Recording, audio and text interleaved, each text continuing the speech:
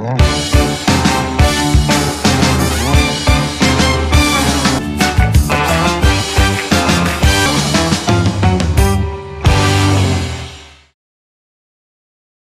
telah memasuki era digital. Aku, kamu, dan kita, para guru harus siap mental agar tidak terpental oleh kesalahan dan kekeliruan yang fatal, karena dianggap tak mampu mengajar secara total. Sungguh miris, namun jangan hanya diam menangis. Mari sapa era digitalisasi dengan prestasi bukan sensasi. Saatnya bersama meyakini akan satu persepsi bahwa negeri ini mampu membangun pendidikan berbasis digitalisasi. Assalamualaikum warahmatullahi wabarakatuh, Sobat LJK. Senang sekali hari ini saya bisa menemani Sobat LJK Kamis 18 Agustus 2022 yang tentunya di episode LJK Podcast yang istimewa karena saya tidak sendirian. Telah hadir di tengah-tengah kita sosok yang inspiratif yang akan menjadi narasumber kita hari ini. Tentunya Sobat LJK sudah penasaran siapakah beliau? Hari ini episode LJK akan mengupas tuntas sebuah topik, yaitu membangun madrasah di era pandemi. Nah, untuk narasumber kita hari ini, beliau adalah orang nomor 1 di lingkungan Kementerian Agama Provinsi Jawa Timur. Sudah penasaran? Beliau adalah Bapak Dr. Haji Husnul Marom MHI. Langsung saja kita sapa bersama-sama. Assalamualaikum warahmatullahi wabarakatuh, Bapak. Waalaikumsalam warahmatullahi wabarakatuh, Mbak Wulan. Ya, selamat datang untuk Bapak Husnul Marom di Min 1 Kota Madiun, di madrasah tercinta ini. Alhamdulillah. Ya, alhamdulillah. Ya. Alhamdulillah, sehat walafiat ya Bapak ya. Sehat walafiat, alhamdulillah. Masuk Man 1, Min 1 Madiun ya, kota ya. Iya, Min 1 Kota Alhamdulillah, Madiun. luar biasa. Ya. Jadi suasananya bukan seperti di tingkat dasar, tapi sudah seperti di. Alhamdulillah. Iya, alhamdulillah. Suatu kebanggaan bagi kami Bapak bisa hadir di tengah-tengah kami dan mengisi episode LJK Podcast. Sebuah podcast di madrasah yang cukup fenomenal karena kemarin juga LJK Podcast sempat masuk nominasi sebagai champion di ajang dunia PBB Bapak. Baik Sobat LJK, ya, narasumber kita hari ini adalah Bapak Dr. Haji Husnul Marom MHI. Beliau adalah Beliau telah pernah menjabat sebagai Bapak Kepala KUA Kecamatan Nonggunung Sumeneb, Bapak Kepala KUA Kecamatan Dungkek Sumeneb, Kepala Seksi Pendidikan Keagamaan dan Ponpes Kantor Departemen Agama Kabupaten Gresik, Kepala Seksi Madrasah dan Pendidikan Agama Kantor Departemen Agama Kabupaten Gresik, Kepala Subbag TU Kantor Departemen Agama Kabupaten Gresik, Kepala Kantor Departemen Agama Kabupaten Lamongan, Kepala Kantor Kementerian Agama Kabupaten Lamongan, Kepala Bidang Pendidikan Diniyah dan Ponpes Kanwil Kemenak Provinsi Jawa Timur, Kepala Bidang Penerangan Agama Islam dan Zakat Wakaf Kanwil Kemenak Provinsi Jawa Timur, Kepala Bidang Urusan Agama Islam dan Pembinaan Syariah Kanwil Kemenak Provinsi Jawa Timur, Kepala Kantor Kementerian Agama Kota Surabaya, dan beliau saat ini menjabat sebagai Bapak Kepala Kantor Wilayah Kementerian Agama Provinsi Jawa Timur. Wah, luar biasa sekali Bapak, cukup menginspirasi. Terima kasih. Para generasi muda, jejak karirnya ini sangat inspiratif sekali. Ya, terima kasih ya. Bapak Husnul, di episode LJK Podcast kali ini kita akan mengupas tuntas, yaitu membangun madrasah di era digital. Ya.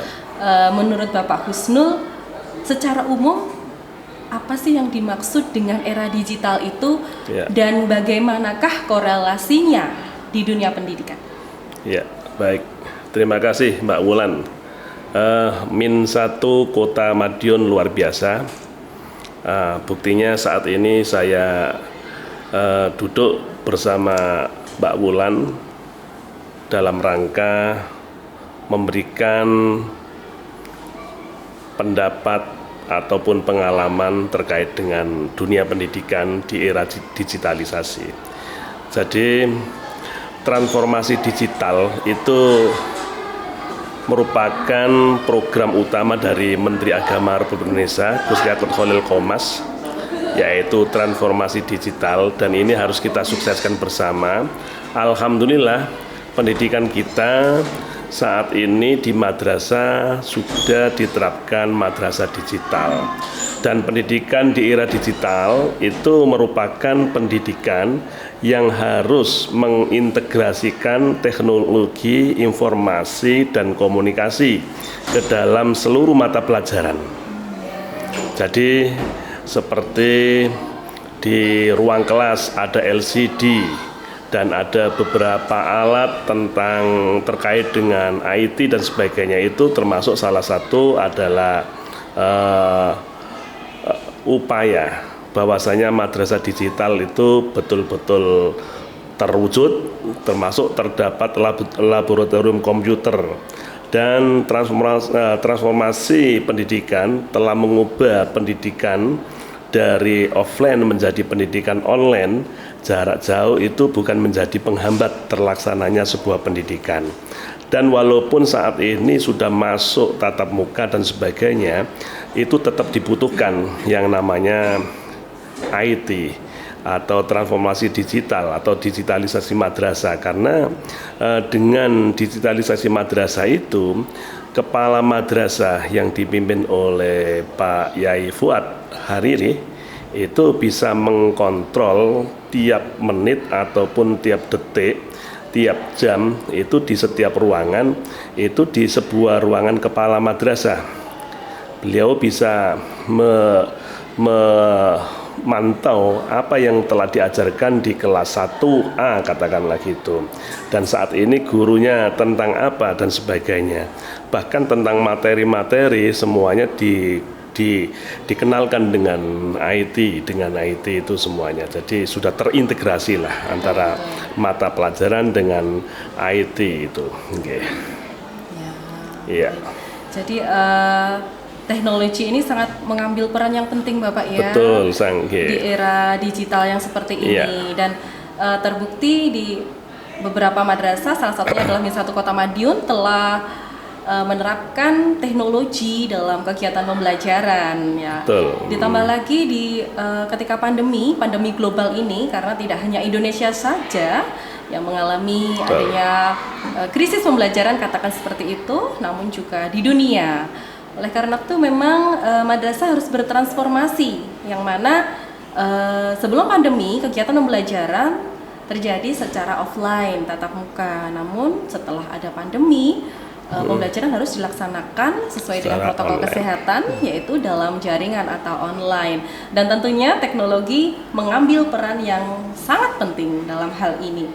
Namun terlepas dengan adanya pandemi, Bapak, aspek pendidikan itu sendiri harus mampu menjawab tantangan zaman. Karena di zaman globalisasi yang seperti ini, hampir semua aspek itu tergantikan oleh peran artificial intelligence, dalam arti kecerdasan buatan, dalam hal ini adalah teknologi, seperti itu, Bapak. Seperti contohnya Minsatu Kota Madiun, jauh sebelum pandemi, Bapak, Minsatu itu sudah mulai mempelopori adanya madrasah berbasis digital, yang mana Minsatu Kota Madiun sudah menerapkan model pembelajaran blended learning, yang mana guru-guru mengajar secara konvensional juga menggunakan platform e-learning dalam kegiatan pembelajaran tersebut. Baik, Bapak Husnul, menurut Bapak, kira-kira upaya apa saja yang harus dilakukan untuk bisa membangun madrasah di era digital ini? Oke ya, Mbak Wulan, untuk mewujudkan pembangunan madrasah di era digital, tentunya sarana untuk mencapai semua komponen yang diperlukan dari pembelajaran online itu seperti memerlukan sinyal data, paket kuota, keberadaan media, dan metode pembelajaran yang efektif dan menyenangkan, itu harus sudah tersedia semua. Dan metode pembelajaran online itu sesungguhnya memanfaatkan beberapa aplikasi seperti Google Class, WhatsApp, Telegram, Zoom, dan Messenger dan aplikasi yang lainnya tentunya. Betul. Dan tentunya ya sesuai dengan program di pendidikan madrasah itu sendiri ya. Iya, jadi tidak terlepas dari peran akses internet itu Betul, Bapak ya. jadi alatnya sudah ada semuanya, tapi kalau data sinyalnya tidak tersedia ya percuma juga kan. Iya. Ya tidak bisa mengakses ke Google, Kelas, WhatsApp dan sebagainya itu ya. Baik Bapak Husnul. Kemudian untuk mewujudkan membangun madrasah di era digital ini, kira-kira tantangan dan kendala terbesar apa yang dihadapi? Ya. Tantangan yang jelas, pertama tantangan dari dalam. Tantangan dari dalam itu tentunya guru-guru harus selalu siap. Tenaga pendidik maupun tenaga kependidikan itu harus selalu siap menjawab kebutuhan madrasah digital. Kalau SDM-nya tidak diberikan kesiapan atau tidak berikan ilmu, itu ini merupakan kendala bagi madrasah itu sendiri. Karena itu akhirnya nanti guru yang tidak bisa menjawab tantangan itu akhirnya kembali kepada zaman lama. Zaman lama masih mengedepankan seperti cara-cara dengan papan tulis, dengan spedol, dengan kapur tulis dan sebagainya. Padahal saat-saat ini yang dibutuhkan itu adalah semua serba IT. Sehingga guru-guru harus selalu siap. Guru dan tenaga kependidikan yang lainnya harus siap semuanya, dan tentunya harus diberi kesiapan, ada workshop, ada semacam pelatihan yang singkat dan sebagainya kepada tenaga pendidik maupun tenaga kependidikan, ya, sehingga sama-sama siap semua ya. Karena memang di era digital seperti saat ini, di era globalisasi seperti sekarang ini, terkadang itu siswa itu lebih melek IT Bapak ya. Jadi kalau gurunya tidak bisa mengimbangi kemampuan dalam berteknologi, akhirnya kan akan seperti apa gitu. Betul. Iya, yang mana guru di sini sangat berperan penting dalam penyampaian pengetahuan kepada siswanya. Jadi harus diimbangi dengan kemampuan berteknologi. Jadi harus benar-benar melek teknologi bisa dilakukan dengan mengikuti pelatihan, mengikuti workshop seperti itu Bapak ya. Iya, betul. Baik Bapak. Dan di sini guru memang berperan penting dalam menentukan kualitas pendidikan. Oleh karena itu sumber daya manusia SDM dari guru memang harus menjadi perhatian khusus. Jadi supaya guru mampu mengikuti eranya, tidak tergerus oleh arus tantangan zaman. Kemudian kira-kira kompetensi apa saja sih Bapak yang harus dimiliki oleh guru sehingga mampu berkontribusi dan berpartisipasi dalam membangun madrasah di era digital seperti sekarang ini? Ya, guru atau tenaga pendidik adalah pilihan profesional yang menuntut penguasaan kompetensi khusus tentunya dalam pelaksanaan tugas, dan sedikitnya paling tidak ada 4 kompetensi yang harus dimiliki seorang guru. Yaitu yang pertama adalah pedagogis, profesional, kepribadian dan sosial, dan ini tentunya guru dalam rangka menerapkan kompetensi pedagogik mutlak dimiliki oleh seorang guru itu kemampuan mengajarnya dalam menyampaikan pengetahuan dan kemampuan memberikan variasi-variasi pembelajaran yang menarik. Jadi penguasaan pedagogis akan menjadikan guru pintar mengajar dan pembelajaran akan sangat menyenangkan. Ini dibutuhkan, dan tentunya seorang guru tadi, karena kita sudah bertekad menjadikan madrasah ini adalah madrasah digital, maka penguasaan pedagogis itu pun harus bisa sinkron atau sinergi dengan semangat madrasah digital tadi itu. Dan kompetensi profesional yang lainnya meniscayakan agar guru-guru betul-betul menguasai materi pembelajaran dengan baik, mengupdate ilmu pengetahuan, dan sering membaca buku-buku yang segar, buku-buku yang terkini, dan buku-buku yang telah kadaluarsa pun harus dihindari supaya siswa-siswi itu juga tidak ketinggalan tentunya. Betul. Ditambah lagi sekarang siswa sekarang itu lebih kritis Bapak ya. Betul ya. Nah, sekarang lebih kritis karena mereka juga mungkin pengetahuan teknologinya juga sudah standarnya sudah di atas seperti itu Bapak ya. Betul. Nah, baik. Jadi di sini kompetensi guru harus profesional dalam menjalankan peran. Yang mana guru itu tidak hanya mengajar kemudian selesai Bapak ya, tapi juga harus memberikan pelayanan kepada orang tua siswa, juga kepada siswa, karena dalam satu kelas terkadang tidak semua siswa itu fine-fine aja. Terkadang ada beberapa siswa yang bermasalah dalam kegiatan belajarnya. Dan seorang guru itu juga harus mempunyai kompetensi kepribadian ya, termasuk kompetensi akhlakul karimah, kepribadian yang baik. Walaupun kita terapkan dengan digitalisasi madrasah, tapi tetap ada batas-batas. Ada batas-batas dalam hal menyampaikan materi. Itu mana yang dibenarkan, mana yang tidak dibenarkan, mana yang baik dan mana yang tidak baik. Dan ini termasuk menjadi ini adalah kompetensi kepribadian. Dan seorang guru harus menguasai juga kompetensi sosial yang seperti yang disampaikan oleh Mbak Wulan tadi. Tidak hanya melayani anak didiknya, tapi juga kadang-kadang mendapat pertanyaan-pertanyaan dari wali murid dan sebagainya. Dan itu harus kita jawab dengan komunikasi yang sangat baik. Betul. Ditambah lagi sekolah yang sangat besar, contohnya seperti Min 1 Kota Madiun ini dengan latar belakang orang tua siswa yang majemuk Bapak. Jadi seorang guru harus tahu bagaimana, harus mempunyai kompetensi sosial tadi Bapak nggih. Supaya tahu bagaimana memberikan pelayanan yang baik untuk orang tua siswa. Selain itu seorang guru juga harus memfilter ngaten nggih Bapak. Memfilter walaupun kita boleh mengikuti era digital, kita boleh melek teknologi, tetapi kita juga harus memfilter apa yang baik dan apa yang buruk yang tidak seharusnya disampaikan kepada siswa seperti itu Bapak ya. Baik, di sini kegiatan pembelajaran itu sendiri tidak hanya sekedar guru mentransfer pengetahuan kepada siswa. Seperti yang tadi Bapak sudah sampaikan bahwa guru juga harus memiliki kompetensi kepribadian. Yang mana di sekolah itu tidak hanya sekedar siswa menyimak guru mendapatkan ilmu pengetahuan, namun juga ada penanaman karakter.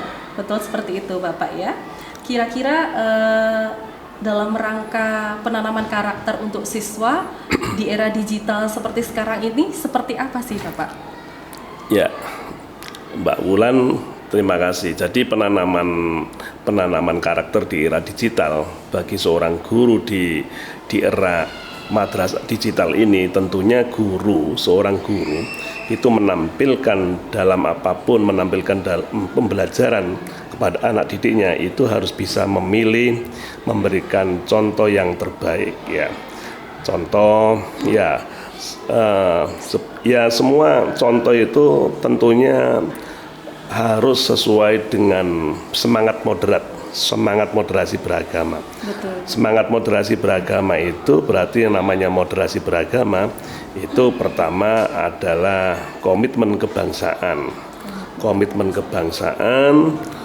Bahwasanya seorang guru itu tidak boleh menanyakan kepada seorang murid atau kepada murid-muridnya itu, pada siswa-siswinya tentang apa perbedaan Pancasila dengan Al-Hadis, dengan Al-Quran, nggak boleh. Itu berarti seorang guru belum moderat itu ya. Maka yang harus ditampilkan seorang guru harus moderat itu harus sesuai dengan item-item moderasi beragama. Yang pertama adalah komitmen kebangsaan, yang kedua anti kekerasan, yang ketiga harus toleransi, dan yang keempat itu bisa memberikan menerima tentang kearifan lokal dan sebagainya. Lah contoh anti kekerasan itu seorang guru dalam menampilkan di era digital ini memberikan contoh bahwasanya kekerasan itu tidak dibenarkan di dalam praktek sehari-hari. Itu ditanamkan mulai saat ini ketika kepada siswa-siswi min 1 Kota Madiun ya.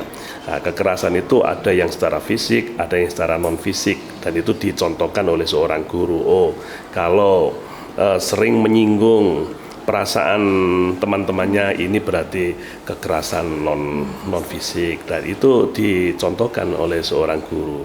Nah, ini berarti ada masuk dalam materi moderasi beragama itu. Ya. Baik, Bapak Husnul. Okay. Jadi seperti yang sangat familiar sekali istilah Jawa, guru digugu lan ditiru seperti itu ya, Bapak ya. Betul. Dan nasihat lama Bapak pendidikan kita Ki Hajar Dewantara, ing arsa sung tulodo ing madya mangun karsa tuturi handayani. Jadi dari esensi di situ kita ketahui bersama bahwa guru harus memberikan teladan yang baik kepada siswanya dan harus ditanamkan sedini mungkin. Betul ya. Sehingga siswa bisa terbentuk karakter yang baik, yang berakhlakul karimah seperti itu Bapak ya. Yeah. Berbicara tentang nasihat lama Ki Hajar Dewantara, beliau pernah menyampaikan bahwa pendidikan itu haruslah memerdekakan kehidupan manusia. Dan kini telah digaungkan sangat kuat Bapak adanya program Merdeka Belajar. Yeah. Nah, menurut Bapak Husnul seperti apa sih dan bagaimana yang harus dilakukan oleh madrasah dalam membangun madrasah di era digital seperti ini yang merdeka belajar? Iya, di era merdeka belajar ini mendorong agar kita semua dapat membangun kolaborasi melalui berbagai sarana dan fasilitas. Salah satunya fasilitas digital yang dapat digunakan sebagai sumber belajar, sarana belajar serta dapat mengakses informasi yang akan membantu kita dalam meningkatkan kualitas pembelajaran. Dan madrasah harus berupaya melengkapi sarana pembelajaran berbasis TIK. Jadi semuanya harus berbasis TIK karena sudah komitmen kita menuju madrasah digital itu Bapak ya. Jadi di sini Merdeka jadi Belajar. Saya contohkan ya. Betul. Kalau kan di sini kan ada praktek ya, ada praktek toharo, anak-anak praktek toharo atau praktek berwudu yang benar itu bagaimana? Itu ditampilkan dulu dalam sebuah televisi cara wudu yang benar.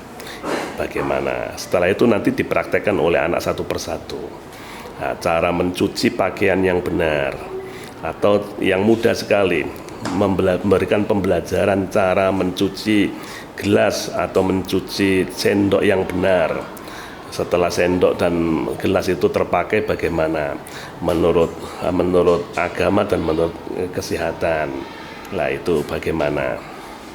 Itu nanti dipraktekkan. Jadi pertama diberi contoh dulu di layar televisi atau apa dan sebagainya. Setelah itu dipraktekkan satu persatu. Ya. Jadi selain ditampilkan di tampilan layar, mungkin guru juga bisa dengan mendemonstrasikan secara langsung begitu Bapak ya. Jadi masih banyak lagi praktek-praktek yang harus semuanya kan berbasis digital ya. Kalau nanti sudah kelas 6, mungkin kelas 6 praktek memandikan jenazah dan sebagainya kan dipraktekkan dulu. Nah, ditunjukkan di boneka di televisi ada boneka seakan-akan mayat dan sebagainya. Betul. Nah, itu cepat bisa cepat mengena. Iya. Daripada diberi hanya teori saja itu ya. Betul sekali Bapak, karena esensi dari Merdeka Belajar itu pembelajaran siswa itu berbasis proyek seperti itu ya Bapak ya. Betul. Yang mana penilaian dalam hal praktek itu lebih ditekankan, lebih difokuskan. Betul ya Bapak ya. Jadi memang guru harus siap, harus bisa mendemonstrasikan, atau mungkin guru juga bisa menampilkan lewat tayangan seperti itu. Baik Bapak, dalam suatu event yaitu International Symposium on Education, Bapak Menteri Agama, Bapak Yahud menyampaikan agar madrasah mampu menerapkan pembelajaran metaverse yang mana melibatkan teknologi dalam penerapannya sebagai solusi untuk mengatasi adanya masalah krisis pembelajaran. Nah, kira-kira apa yang dimaksud dengan pembelajaran metaverse itu dan bagaimana penerapannya di dalam kegiatan pembelajaran, Bapak? Jadi Gus Yakut Khalil Qomas beberapa waktu yang lalu berpesan tentang pentingnya GTK ya, GTK madrasah itu untuk memanfaatkan teknologi termasuk metaverse. Menurut beliau, pemanfaatan metaverse itu dalam dunia pendidikan akan menjadi kemajuan sangat luar biasa dalam ruang yang tidak terbatas.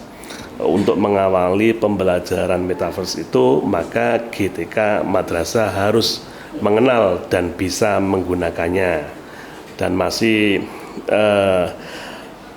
tentang itu, sebuah tempat di mana orang yang berada di internet tidak hanya dapat melihat, namun juga dapat merasakan keberadaan di dalamnya, ya seakan-akan ia ada di dalamnya. Jadi anak-anak didik kita itu ketika dikenalkan materi tentang sebuah materi itu seakan-akan anak-anak kita itu langsung ada di dalamnya seperti tadi kita kenalkan tentang praktek bertayamum atau praktek berwudu dengan cara yang benar.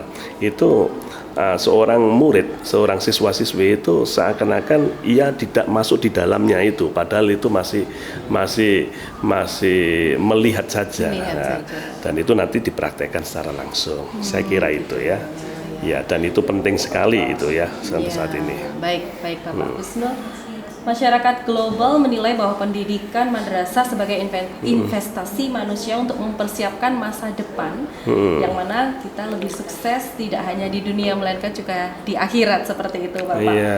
Di sisi lain, perkembangan teknologi yang sangat pesat diharapkan mampu berdampingan dengan madrasah dalam mewujudkan madrasah yang berkualitas tanpa menghilangkan identitas madrasah sebagai pendidikan Islam. Dalam hal ini terbukti madrasah di Indonesia telah mampu bertransformasi menjadi madrasah yang mampu menjawab arus tantangan zaman, yaitu berbasis digital. Nah, kira-kira apa impian Bapak untuk pendidikan madrasah di masa depan? Ya, madrasah adalah pendidikan umum yang berciri khas keislaman, yang berciri khas Islam. Maka betul apa yang disampaikan oleh Mbak Wulan, madrasah tidak boleh kehilangan ciri khas Islamnya. Dan oleh karena itu madrasah, anak didik kita tentunya kita dorong, kita tuntut, kita raih dan kita pertahankan yang namanya prestasi. Dan prestasi madrasah itu kalau kita bicara madrasah berarti ada kepala madrasah, ada guru, tenaga kependidikan. Itu semua adalah madrasah, termasuk siswa-siswi madrasah, termasuk wali murid yang madrasah itu. Maka madrasah harus prestasi akademik dan prestasi non akademik harus kita betul-betul kita raih.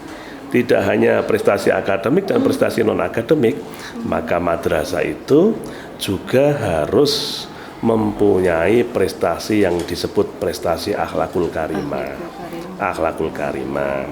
Dan ini tentunya madrasah Ibtidaiyah Negeri 1 Kota Madiun, saya harapkan dalam praktek sehari-harinya tetap memberikan, mengaplikasikan atau mengamalkan nilai-nilai yang diajarkan oleh taklim muta'alim, oleh kitab salafiyah zaman dulu ya, yang dikarang oleh para ulama itu, oleh ulama terdahulu.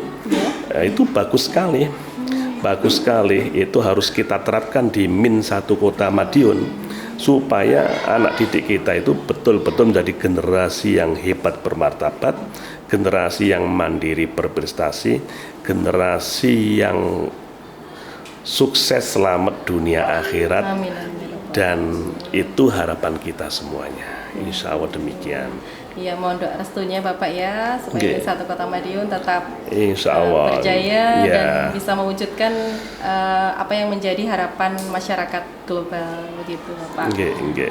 Tak terasa kita sudah sampailah di penghujung acara Sobat LJK. Banyak sekali informasi yang bermanfaat dan juga ilmu yang berguna bagi Sobat LJK dan juga pemirsa di Indonesia yang kita dapatkan dari Bapak Husnul. Ya. Dan ini saya ucapkan terima kasih karena Min 1 Kota Madiun ini tentunya harus didukung oleh semuanya ya, mulai dari kepala Kantor Kementerian Agama Kota Madiun, Pak Kiai Wahid, ya beserta jajarannya tentunya, termasuk Pranata Humasnya, Bu Dani, ya, dan juga oleh semua. Jadi kalau sudah semuanya sudah oke, Pak Fuad Hariri itu insya Allah dengan mudahnya untuk menjadikan madrasah 1 Kota Madiun itu akan hebat. Tidak hanya di Indonesia tapi hebat bisa secara internasional. Insya Allah. Kalau sudah didukung oleh semuanya ya. Saling bersinergi ya Bapak ya. Memang alhamdulillah di Min 1 Kota Madiun ini SDM-nya sangat bagus sekali Bapak. Tidak hanya siswanya melainkan gurunya. Masih muda-muda ya. Jadi potensinya itu sangat bagus sekali untuk mewujudkan madrasah yang unggul. The one and only in Kota Madiun Bapak. Ya. Amin. Baik, terima kasih kami ucapkan kepada Bapak Husnul yang telah meluangkan waktunya di tengah-tengah kesibukan menjadi narasumber di episode LJK Podcast yang istimewa ini. Dan harapan kami Bapak bisa menjadi narasumber di episode selanjutnya. Amin. Semoga tayangan LJK Podcast ini tak terlepas dari peran tim literasi Min 1 Kota Madiun yang senantiasa selalu semangat dan solid untuk mewujudkan podcast yang literat, jujur, kreatif, dan anti hoax. Seperti itu. Saya pribadi memohon maaf atas segala khilaf dan kata-kata yang kurang berkenan. Tetap jaga protokol kesehatan dimanapun berada, because we are still living with COVID-19. So, let's be COVID safe together. Arus global boleh melaju kuat, era digital bukanlah penghambat untuk mewujudkan madrasah yang hebat dan bermartabat. Sampai jumpa di episode LJK selanjutnya yang selalu mengupas tuntas tema dan menemukan makna. Wassalamualaikum warahmatullahi wabarakatuh.